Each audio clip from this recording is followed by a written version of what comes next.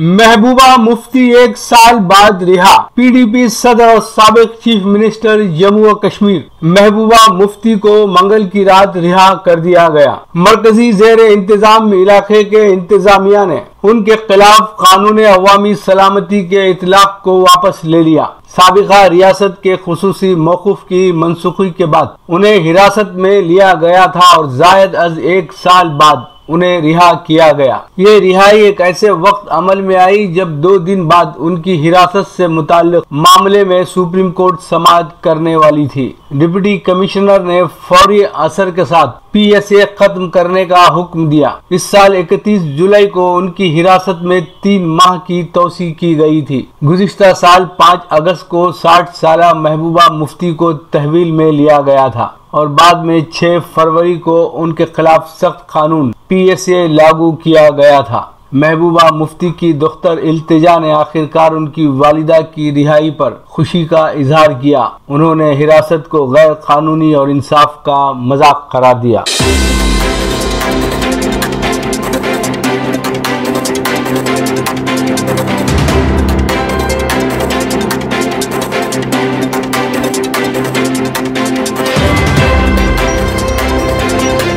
हिंदुस्तान और चीन के दरमियान तामीरी फौजी बातचीत। हिंदुस्तान और चीन के दरमियान फौजी गुफ्तगू का 7वां दौर मुस्बत और तामीरी रहा और दोनों मुल्कों ने जल्द से जल्द अपने कायदीन के दरमियान तय पाए गए मुआहदे पर अमल आवरी से इत्तेफाक किया है कि इख्तिलाफात को तनाज़ात में नहीं बदलेंगे। दोनों अफवाज की जानिब से जारी एक मुश्तरका बयान में ये बात कही। दोनों मुल्कों ने LAC के हिंदुस्तानी इलाके चौशोल के मुकाम पर तकरीबन 12 घंटे तवील बातचीत की थी, जिसमें मशरक़ी लद्दाख के मुतनाज़ा मकामात से फौजियों को पीछे हटाने के बारे में तबादले ख्याल किया गया। हिंदुस्तान और चीन के सिपाहियों के दरमियान जायद अज 5 माह से कशीदगी पाई जाती है। मुश्तरका बयान में कहा गया कि दोनों मुल्कों ने LAC पर सिपाहियों को पीछे हटाने के बारे में संजीदा, तफसीली और तामीरी तबादले ख्याल किया है। दोनों मुल्कों ने फौजी और सिफारती सतह पर बातचीत जारी रखने और जल्द से जल्द दोनों के लिए काबिल कबूल हल निकालने से इत्तेफाक किया।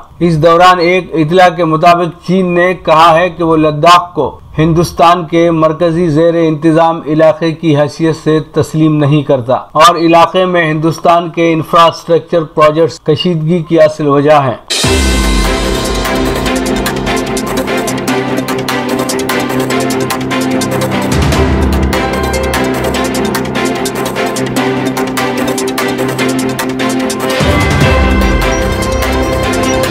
बरतानिया की पहली बाहिजाब मेयर इम्तियाजी सुलूक पर मुस्तफी। बरतानिया के हिजाब करने वाली पहली मेयर रुकैया इस्माइल ने नस्ल परस्ती और इम्तियाजी सुलूक से तंग आकर लेबर पार्टी से इस्तीफा दे दिया है। रुकैया ने मेयरशिप के ओहदे से इस्तीफा देते वक्त शुमाली लंदन की काउंसिल में मुकामी क़यादत पर इम्तियाजी सुलूक का इल्जाम आयद किया और अब 8 बरस बाद वो काउंसिलर के ओहदे से मुस्तफी हो गई हैं। खातून मेयर ने कहा कि मुझे बेहद अफसोस है कि वो पार्टी जिसके बारे में मेरा ख्याल था कि वो इंसाफ और बराबरी के लिए है, लेकिन यहाँ मामलात इसके बरक्स हैं। उनके मुताबिक मेरे लिए लेबर काउंसिलर की हैसियत से नुमाइंदगी करना मुश्किल है, क्योंकि मैं पार्टी निज़ाम से लड़ रही थी, जो सीधी सी बात है कि सफेद फार्म मर्दों को बाख्तियार करता है कि वो जो चाहें करें। इस्लामोफोबिया पर बात करते हुए उन्होंने कहा कि 2019 में काउंसिल ने ईद के मौके पर तकरीब मुनक्कद करने का फैसला किया, ताहम इस्लामोफोबिया का शिकार अफराद ने ऐसा मुमकिन न होने दिया। उन्होंने कहा कि मैंने महसूस किया कि सियाह फार्म और लिसानी अक़लियत से ताल्लुक़ रखने वाली खातून की हैसियत से मेरी कोई सुनवाई नहीं है।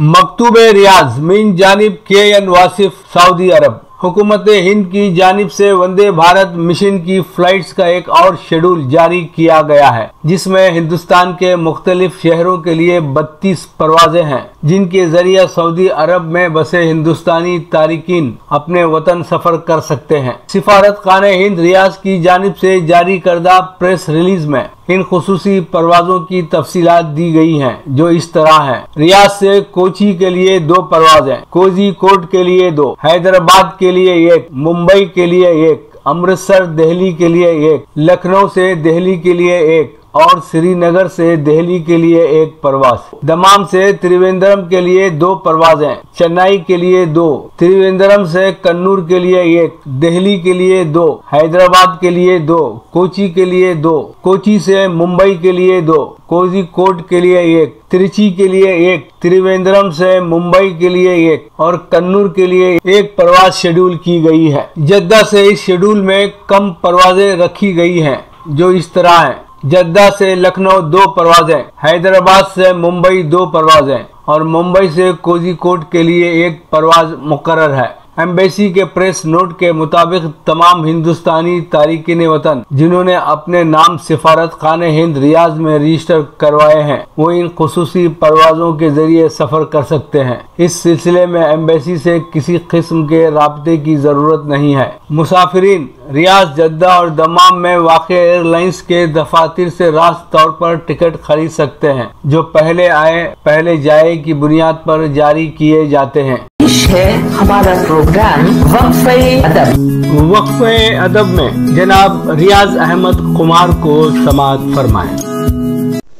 गज़ल का मतला पेश कर रहा हूँ, मुलाज़ा करें। कहता हूँ कि चाहे तो आसमान से आफत उतार दे, चाहे तो आसमान से आफत उतार दे, आ जाए उसको रहम तो रहमत उतार दे।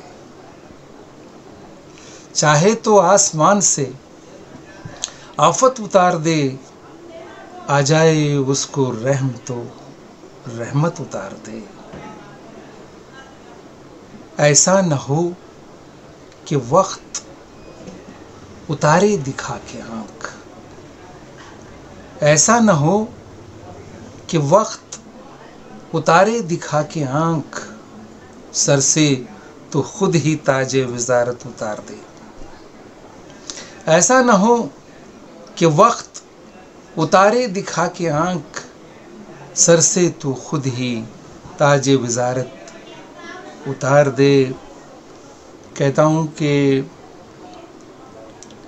इतरा नफत याबी पे फिर से हो जंग, तो इतरा नफत याबी पे फिर से हो जंग, तो मुमकिन है तेरा नशे नुसरत उतार दे। इतरा नफत याबी पे फिर से हो जंग, तो मुमकिन है तेरा नशे नुसरत उतार दे। तो जो चाहता हूँ, कहता हूँ कि मैं तो बिकूंगा अपनी ही कीमत पे, चाहे तू। मैं तो बिकूंगा अपनी ही कीमत पे, चाहे तू। बाज़ारे फ़न की जितनी भी कीमत उतार दे। मैं तो बिकूंगा अपनी ही कीमत पे, चाहे तू। बाज़ारे फ़न की जितनी भी कीमत उतार दे। और कहता हूँ कि जिद्दत की सरजमी पे रिवायत के आसमां, जिद्दत की सरजमी पे रिवायत के आसमां, कोई नहीं है इसमें क़बाहत उतार दे। जिद्दत की सरजमी पे रिवायत के आसमां, कोई नहीं है इसमें क़बाहत उतार दे। इस शेर पे बतौर ख़ास आपकी तवज्जो चाहता हूँ। कहता हूँ कि बढ़ने लगा है जुल्म ज़माने में ऐ खुदा, बढ़ने लगा है जुल्म ज़माने में ऐ खुदा, पत्थर दिलों पे आयते उल्फत उतार दे। बढ़ने लगा है जुल्म ज़माने में है खुदा, पत्थर दिलों पे आयते उल्फत उतार दे। मक्ते का शेर कुछ इस तरह से हुआ है कि इखलास से खुमार तू कुछ ऐसा कर कि बस, इखलास से खुमार तू कुछ ऐसा कर कि बस, ज़हनी अदू से ज़हरे अदावत उतार दे। इखलास से खुमार तू कुछ ऐसा कर कि बस, ज़हनी अदू से ज़हरे अदावत उतार दे। हंसना हंसाना एक फितरी अमल है। जहाँ पर तंस के तीर हों और मिजाह की चाशनी हो, इंसान की ज़हनी कैफियत माला माल हो जाती है। एडवांसमेंट का ज़माना है, व्हाट्सअप है, फेसबुक है, ट्विटर है, बहुत एडवांस हो गई दुनिया। तो इसी तरह जो है फेसबुक पे एक साहब की जान पहचान हो गई एक लड़की से, रोज़ाना चैटिंग चल रही थी, हाय हेलो चल रहा था। तो एक दिन ये डिसाइड करे कि एक दिन मिल ही लेते हैं, मुलाकात कर लेंगे इससे। तो उसको मैसेज दिए कि मैं आपसे मिलना चाह रहा हूँ। लड़की बोली ठीक है, कहाँ मिलेंगे? वो तो बोली कि जो है, लड़की को बोले फ़लाँ रेस्टोरेंट को आ जाओ, मैं जो है लाल टी शर्ट पहना हुआ रहूँगा और मेरे हाथ में रूह अफ़ज़ा का गिलास रहेगा, शरबत रहेगा, रूह अफ़ज़ा का शरबत रहेगा, लाल टी शर्ट पहन के मैं कोने में बैठा रहूँगा, यही मेरी पहचान है, आके मिल लेना। मैं ठीक है लड़की को। दूसरे दिन लाल टी शर्ट पहन के ज़बरदस्त गए रेस्टोरेंट में, जाके ऑर्डर दिया रूह अफ़ज़ा, तो रूह अफ़ज़ा अवेलेबल नहीं है, सब आज बड़ा क्या अच्छा ठीक है ऑरेंज दे दो, बोले ऑरेंज जूस ले लेके कोने में बैठ गया। थोड़ी देर बाद वो लड़की आई। लड़की को देखते ही जो है इनके आशिकी का भूत पूरा उतर गया। लड़की काली थी, भद्दी थी और बिल्कुल बदशक्ल, मोटे मोटे होंठ थे, बहुत बदशक्ल थी। आशिकी का भूत पूरा उतर गया इनका। वो लड़की इधर उधर देखी, लाल टी शर्ट दिख रहा, रूह अफ़ज़ा नहीं दिख रहा, तो परेशान हुई। बहरहाल गेस करके करीब आई, आके बोली कि अगर मैं गलत नहीं हूँ तो आप वही साहब हैं ना जिनसे फेसबुक पे मेरी मुलाकात हुई, वो आप वही हैं ना? वो तो ये तुझे रूह अफ़ज़ा दिखाई दे रहा